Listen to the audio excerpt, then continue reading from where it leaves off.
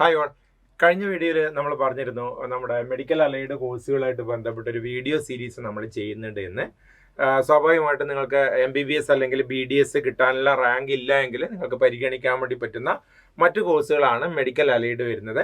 ഇന്ന് നമുക്ക് ആയുർവേദന്റെ ഇതിന്റെ സ്കോപ്പ് അല്ലെങ്കിൽ പ്രീവിയസ് റാങ്ക് ആ കാര്യങ്ങളൊക്കെ ഡീറ്റെയിൽ ആയിട്ട് ഡിസ്കസ് ചെയ്യാം. നേരെ വീഡിയോയിലേക്ക് പോവാം. കഴിഞ്ഞ വീഡിയോയിൽ ഞാൻ പറഞ്ഞിട്ടുണ്ടായിരുന്നു കേരളത്തിലുള്ള പ്രധാനപ്പെട്ട ആയുർവേദ കോളേജുകളെ കുറിച്ച്. കേരളത്തിലെ ഗവൺമെന്റ് സെക്ടറിലും സെൽഫ് ഫിനാൻസിങ് സെക്ടറിലും ആയുർവേദ കോളേജുകളുണ്ട്.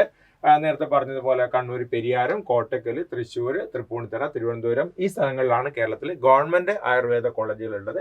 പിന്നെ അതേപോലെ തന്നെ ഹാലിയ, അഷ്ടാംഗം, KMCT, മന്നം, അതേപോലെ തന്നെ Mannam Ayurveda college, Nangeri Ayurveda college, Pankaja Kasthuri, PNNM, PM Panicker, MPR, Santhigiri, Sreenarayana, Vishnu Ayurveda college, Shoranur തുടങ്ങി സെൽഫ് ഫിനാൻസിങ് കോളേജുകളുണ്ട്. അപ്പൊ നമുക്ക് എല്ലാവർക്കും ഉള്ള ഒരു സംശയം ആയുർവേദത്തിന്റെ സ്കോപ്പ് എത്രത്തോളമാണ് എന്നുള്ളതാണ്. അപ്പൊ അതിനെക്കുറിച്ചുള്ള ഒരു ചെറിയൊരു എക്സ്പ്ലനേഷൻ നമുക്ക് തരാം.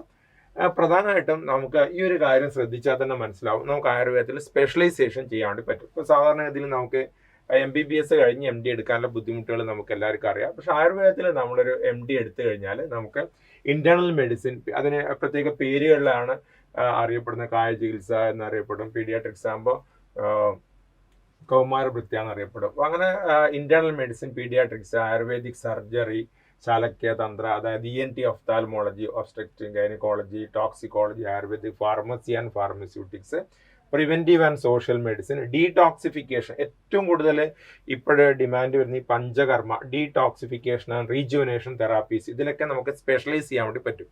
അപ്പൊ പലരും ഈ ആയുർവേദ പഠിക്കാൻ വേണ്ടി പോകുന്ന സമയത്ത് ഈ സ്പെഷ്യലൈസേഷനെ കുറിച്ച് വലിയൊരു ഐഡിയ ഇല്ലാത്ത കുട്ടികളാണ് ചോദിക്കുക, സാർ അതൊന്നും സ്കോപ്പ് ഇല്ലല്ലോ എന്നൊക്കെ. അപ്പൊ തീർച്ചയായിട്ടും എനിക്കറിയുന്നതിന് മുമ്പ്, പഠിപ്പിച്ചത് മുമ്പ് നമ്മൾ പരിചയമുള്ളതായിട്ടുള്ള ഒരുപാട് കുട്ടികൾ ഇപ്പോൾ ആയുർവേദത്തിൽ MD ഒക്കെ സ്പെഷ്യലൈസേഷൻ ചെയ്തിട്ട് ഇന്ത്യയിലും പല സ്ഥലങ്ങളിലും, ഇന്ത്യക്ക് പുറത്തൊക്കെ ജോലി ചെയ്യുന്നുണ്ട്.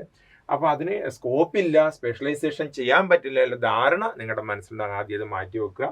അപ്പൊ നമുക്ക് രണ്ട് സ്കോപ്പിനെ കുറിച്ച് പറയുമ്പോൾ രണ്ട് രീതിയിലുള്ള സ്കോപ്പാണ് ഞാനിപ്പോഴേ ഇവിടെ കൊടുത്തിരിക്കുന്നത്. തീർച്ചയായിട്ടും കറണ്ട് സ്കോപ്പ് എന്ന് പറയുന്ന സമയത്ത് ഇപ്പോഴുള്ള സ്കോപ്പും ഇപ്പോഴും 2026 എക്സിസ്റ്റിംഗ് കണ്ടീഷണൽ ആയുർവേദക്കുള്ള സ്കോപ്പും, നിങ്ങൾ ഓൾമോസ്റ്റ് ഈ കോഴ്സ് കഴിയുമ്പോൾ 2031, 32 ആ സമയത്തുള്ള സ്കോപ്പും രണ്ടും നിങ്ങളുടെ ഒരു കൺവീനിയൻസിന് വേണ്ടി ഞാൻ പറഞ്ഞിട്ടുണ്ട്. ഇപ്പോഴത്തെ ഒരു ആയുർവേദ കഴിഞ്ഞ ഒരാൾക്ക് ചെയ്യാൻ വേണ്ടി പറ്റുന്ന കാര്യങ്ങളാണ് ഇത്രയും ഞാൻ കൊടുത്തിരിക്കുന്നത്. ക്ലിനിക്കൽ പ്രാക്ടീസ് ചെയ്യാം, ആയുർവേദ ഫിസിഷ്യൻസ് ആയിട്ട് ക്ലിനിക്കൽ പ്രാക്ടീസ് ചെയ്യാം, ഹോസ്പിറ്റൽസിൽ, വെൽനസ് സെന്റേഴ്സ് ചെയ്യാം. പിന്നെ ആയുർവേദ ഹോസ്പിറ്റൽസും പഞ്ചകർമ്മ, അല്ലെ നിങ്ങളിപ്പോൾ ഒരു ക്ലിനിക്ക് ഇടുന്നില്ല എങ്കിൽ ഏതെങ്കിലും ഹോസ്പിറ്റൽസിൽ നിങ്ങൾക്ക് ഡോക്ടേഴ്സായിട്ട് വർക്ക് ചെയ്യാം. ഇഷ്ടംപോലെ പഞ്ചകർമ്മ സെന്റേഴ്സ് ഉണ്ട്, അവിടെ ഡോക്ടേഴ്സായിട്ട് വർക്ക് ചെയ്യാം, ട്രീറ്റ്മെന്റ്, തെറാപ്പി, പേഷ്യന്റ് കെയർ ആയിട്ട് ചെയ്യാം. പിന്നെ ആയുർവേദ ഫാർമസ്യൂട്ടിക്കൽ ഇൻഡസ്ട്രി, ഇപ്പൊ നിങ്ങൾ ചുമ്മാ ഒന്ന് TV വെച്ച് നോക്കിയാൽ മനസ്സിലാവും എത്ര പ്രോഡക്ട്സ് ആണ്.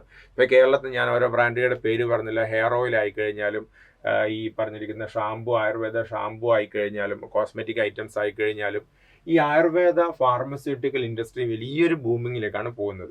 ഇപ്പൊ മിക്ക പരസ്യം, ഹിന്ദുസ്ഥാൻ ലിവറിന്റെ തന്നെ മിക്ക വലിയ സോപ്പുകളുടെ പരസ്യത്തിലും ആയുർവേദ ഇൻഗ്രീഡിയൻസ് ചേർത്തു എന്നൊക്കെ പറഞ്ഞിട്ട് ആൾക്കാരെ ആകർഷിക്കുന്നതായിട്ട് നമുക്ക് കാണാം. അപ്പൊ ഈ ആയുർവേദ ഫാർമസ്യൂട്ടിക്കൽ ഇൻഡസ്ട്രി, അതിന്റെ quality assurance, research and development, അതിന്റെ ഈ പ്രോഡക്ട്സിന്റെ ഡെവലപ്മെന്റ്, ഇതിലൊക്കെ വലിയ പങ്ക് ഈ BHMS കഴിഞ്ഞ ആൾക്കാർക്ക് വഹിക്കാൻ വേണ്ടി പറ്റും. പിന്നെ അക്കാഡമിക്സ് ആൻഡ് റിസർച്ച് മേഖലയിലേക്ക് പോകാം. നിങ്ങൾക്കൊരു ടീച്ചിങ് സ്കിൽ ഉണ്ടെങ്കിൽ ആയുർവേദ ടീച്ചിങ് അക്കാഡമി, ആയുർവേദ കോളേജുകൾ, അതിലേക്കൊക്കെ പോവാം. പിന്നെ വെൽനസ് സെന്റേഴ്സും പ്രിവെന്റീവ് ഹെൽത്ത് കെയർ. അപ്പൊ നമുക്കറിയാം നമ്മുടെ കേരളം ഒരു ടൂറിസം ഹബ്ബായിട്ട് മാറിക്കൊണ്ടിരിക്കുകയാണ്. അപ്പൊ വരും വർഷങ്ങളിൽ 2031 ആകുമ്പോഴത്തേക്ക് കേരളമൊക്കെ വലിയ രീതിയിലുള്ള ടൂറിസം ഡെവലപ്മെന്റ് ഉണ്ടാവുമെന്നാണ് പ്രതീക്ഷിക്കുന്നത്. അതുകൊണ്ട് തന്നെ വെൽനസ് ആൻഡ് പ്രിവെന്റീവ് ഹെൽത്ത് കെയറിന് വലിയ വലിയ ഇമ്പോർട്ടൻസ് ഉണ്ട്. പിന്നെ അതേപോലെ തന്നെ ഗവൺമെന്റ് സെക്ടറിലും പബ്ലിക് സെക്ടറിലും ഒരുപാട് രീതിയിലുള്ള ഓപ്പർച്യൂണിറ്റീസ് നിങ്ങൾക്ക് വരുന്നുണ്ട്, അത് നിങ്ങൾക്ക് ഉപയോഗപ്പെടുത്താം. പിന്നെ എന്റർപ്രണർഷിപ്പ്, നിങ്ങൾക്കായിട്ടൊരു സ്ഥാപനം തുടങ്ങുകയും അത് ഡെവലപ്പ് ചെയ്യുകയും ചെയ്യുന്ന ആ രീതിയിലും ചിന്തിക്കാം. ഇതാണ് എക്സിസ്റ്റിംഗ് സ്കോപ്പ് എന്ന് പറയുന്നത്. അതിന് നമുക്ക് 2031, 32 നോക്കുന്ന സമയത്ത് റൈസിങ് ഗ്ലോബൽ ഡിമാൻഡാണ് ആദ്യമായിട്ട് പറയാനുള്ളത്. മിക്ക രാജ്യങ്ങളിലും ഈ ഇത്തരത്തിലുള്ള ഈ അലോപ്പതിക് മെഡിക്കേഷന്റെ കൂടെ ഇത്തരത്തിലുള്ള ഈ നാച്ചുറലായിട്ട്, പ്രകൃതിയായിട്ട് കണക്ട് ചെയ്ത മെഡിക്കേഷൻസ് ചെയ്യാൻ വേണ്ടിയിട്ട് ഒരുപാട് ആലോചനകൾ നടക്കുന്നുണ്ട്. പല രാജ്യങ്ങളും ഇങ്ങനെ ഹോളിസ്റ്റിക് ആൻഡ് പ്രിവെന്റീവ് ഹെൽത്ത് കെയറിന് കൂടുതൽ ഇമ്പോർട്ടൻസ് കൊടുക്കുന്നതുകൊണ്ട് തന്നെ ഒരു റൈസിങ് ഗ്ലോബൽ ഡിമാൻഡ് തീർച്ചയായിട്ടും 2031, 32 വർഷങ്ങൾ ഉണ്ടാവും എന്ന് നമുക്ക് പ്രതീക്ഷിക്കാം. ഇതൊക്കെ പ്രഡിക്ഷൻസ് ആണ്, നമുക്കറിയില്ല എന്താ 2031. പക്ഷെ നമുക്ക് ഇപ്പോഴുള്ള സംഗതികൾ വെച്ച് നമ്മൾ പ്രഡിക്റ്റ് ചെയ്യുന്ന കാര്യങ്ങളാണ്. ഇതിലൊക്കെ കാര്യമുണ്ട് എന്നുള്ളത് നിങ്ങൾക്ക് ഇതുമായിട്ട് ബന്ധപ്പെട്ട ആൾക്കാർക്ക് പെട്ടെന്ന് മനസ്സിലാവുകയും ചെയ്യും. പിന്നെ മെയിൻ സ്ട്രീം ഹെൽത്ത് കെയറിലെ ഇന്റഗ്രേഷൻ ആണ്. അതായത് മോഡേൺ മെഡിസിൻസുമായിട്ട് പല രീതിയിലും ആയുർവേദ ക്ലബ് ചെയ്തിട്ട് അതിൻ്റെ റിസർച്ചുകൾ നടന്നുകൊണ്ടിരിക്കുകയാണ്.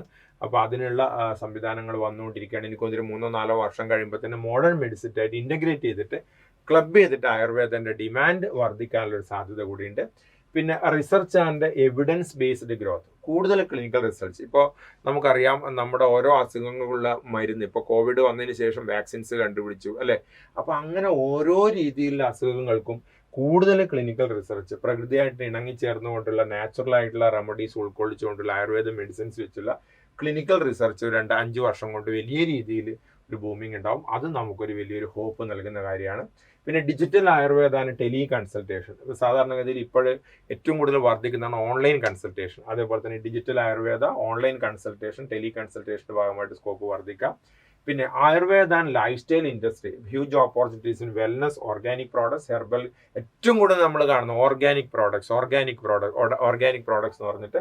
അപ്പം ഇങ്ങനെ herbal cosmetics, organic product, nutraceuticals, ഇതിൻ്റെയൊക്കെ ഇൻഡസ്ട്രിയിലും വലിയൊരു ബൂമിംഗ് ഉണ്ടാവും. അത് നമുക്കൊരു സ്കോപ്പ് വർദ്ധിപ്പിക്കുന്ന സംഗതിയാണ്. പിന്നെ അതുകൊണ്ട് തന്നെ നമ്മുടെ ഇന്റർനാഷണൽ കരിയേഴ്സിൽ വലിയ വ്യത്യാസങ്ങൾ ഉണ്ടാവും എന്ന് തന്നെയാണ് പ്രതീക്ഷിക്കുന്നത്. അപ്പോൾ സ്വാഭാവികമായിട്ടും ഇപ്പോൾ പല കുട്ടികളും ഞാൻ കാണാം സാറേ BHMS കഴിഞ്ഞു വെറുതെ BAMS കഴിഞ്ഞു വെറുതെ വീട്ടിലിരിക്കുകയാണ്. അപ്പം നിങ്ങളതിൻ്റെ അവസരങ്ങൾ കണ്ടെത്തണം.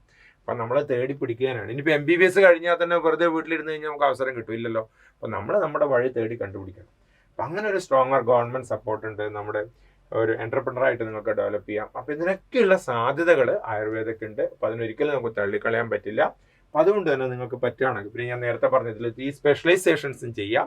അങ്ങനെ നമ്മൾ പോകുന്ന സമയത്ത് ഇനി നമുക്ക് അറിയേണ്ടത് ഈ വർഷം നിങ്ങളുടെ സ്കോപ്പ് എന്താണ് എന്നാണ്. നിങ്ങൾക്ക് ഈ വർഷം ആയുർവേദ കിട്ടാൻ സാധ്യതയുണ്ടോ എന്നുള്ളത് ഈ ഒരു ഡിസ്പ്ലേ നോക്കിയാൽ നിങ്ങൾക്ക് മനസ്സിലാവും. പരമാവധി വലുതാക്കിയിട്ടാണ് ഞാൻ കാണിച്ചിരിക്കുന്നത്. ചെറിയ ലെറ്റേഴ്സാണ്, ഞാൻ വായിക്കാം. കണ്ണൂർ ആയുർവേദ കോളേജ് പെരിയാരത്ത് ഗവൺമെന്റ് 2025 ഡാറ്റയാണിത്. ഏകദേശം ഇതുമായിട്ട് കോറിലേറ്റഡ് ആയിട്ടാണ് വരിക. അപ്പോൾ കണ്ണൂർ ലാസ്റ്റ് പോയിരിക്കുന്നത് സ്റ്റേറ്റ് മെറിറ്റ്. നിങ്ങളുടെ റാങ്ക് നിങ്ങളുടെ മനസ്സിൽ വേണം കേട്ടോ. നിങ്ങളൊരു ആയുർവേദ അഡ്മിഷൻ എടുക്കാൻ ഉദ്ദേശിക്കുന്നുണ്ടോ മാത്രം ഇത് കണ്ടാൽ മതി. നിങ്ങളുടെ റാങ്ക് നിങ്ങളുടെ മനസ്സിൽ വേണം. ഗവൺമെന്റ് റാങ്കിൽ സ്റ്റേറ്റ് മെറിറ്റ് റാങ്കിൽ 11,264 വരെയാണ് കണ്ണൂർ പോയിരിക്കുന്നത്. ഈഴവ ആ സമയത്ത് 13,670, മുസ്ലിം 13,000-ഓളം പോയിട്ടുണ്ട്. Backward Hindu 13,622. LA category DV VK. നിങ്ങളുടെ കാറ്റഗറി ഏതാണെന്ന് നോക്കാം. LA DV VK BX. LA 18,488, DV 14,638, VK 13,618, BX 16,900, KN 26,545, KU 34,160, SC 22,295. ST ഇപ്പോൾ കഴിഞ്ഞൊരു വീഡിയോയിൽ ഞാൻ ഇതൊന്നും ഉൾപ്പെടുത്താത്തത് കൊണ്ട് ഒരുപാട് ആൾക്കാർ ബുദ്ധിമുട്ട് പറഞ്ഞിരുന്നു. ഞങ്ങളുടെ കാറ്റഗറി പറഞ്ഞില്ല എന്ന്. ഇപ്പോൾ ഒരുവിധം എല്ലാ കാറ്റഗറി ഇതിൽ ഞാൻ ഉൾപ്പെടുത്തിയിട്ടുണ്ട്. പരാതിക്കിടയാക്കേണ്ട. അത് ഞാൻ കഴിഞ്ഞ സ്പേസ് കുറവായതുകൊണ്ടാണ് ഇവിടെ കട്ട് ചെയ്തത് കേട്ടോ. അല്ലാണ്ട് ഒരു കാറ്റഗറിന് ഉൾപ്പെടുത്താത്തതല്ല. SC വിഭാഗത്തിന് 22,295 വരെയും ST വിഭാഗത്തിന് 36,710 വരെയും പോയിട്ടുണ്ട്. അപ്പം നിങ്ങളുടെ റാങ്ക് അനുസരിച്ച് ഏകദേശം ഗവൺമെന്റ് കോളേജിൽ കിട്ടുമെന്നുള്ള ഒരു ഐഡിയ നിങ്ങൾക്ക് ഉണ്ടാവും. കോട്ടക്കലാണെങ്കിൽ 9,168 സ്റ്റേറ്റ് മെറിറ്റ്. ഈഴവ 11,300 വരെ പോയിട്ടുണ്ട്. മുസ്ലിം വിഭാഗത്തിന് 9,700 വരെ പോയിട്ടുണ്ട്. ബാക്ക്വേർഡ് ഹിന്ദു 11,876 വരെ പോയിട്ടുണ്ട്. LA 20,478, DV 16,160, VK 14,768. മറ്റേ ഡാറ്റ അവൈലബിൾ അല്ല.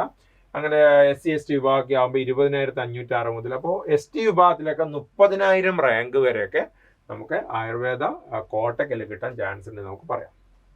പിന്നെ ഒല്ലൂർ ആ സമയത്ത് 11,275 വരെയാണ് സ്റ്റേറ്റ് മെറിറ്റ് പോയത്.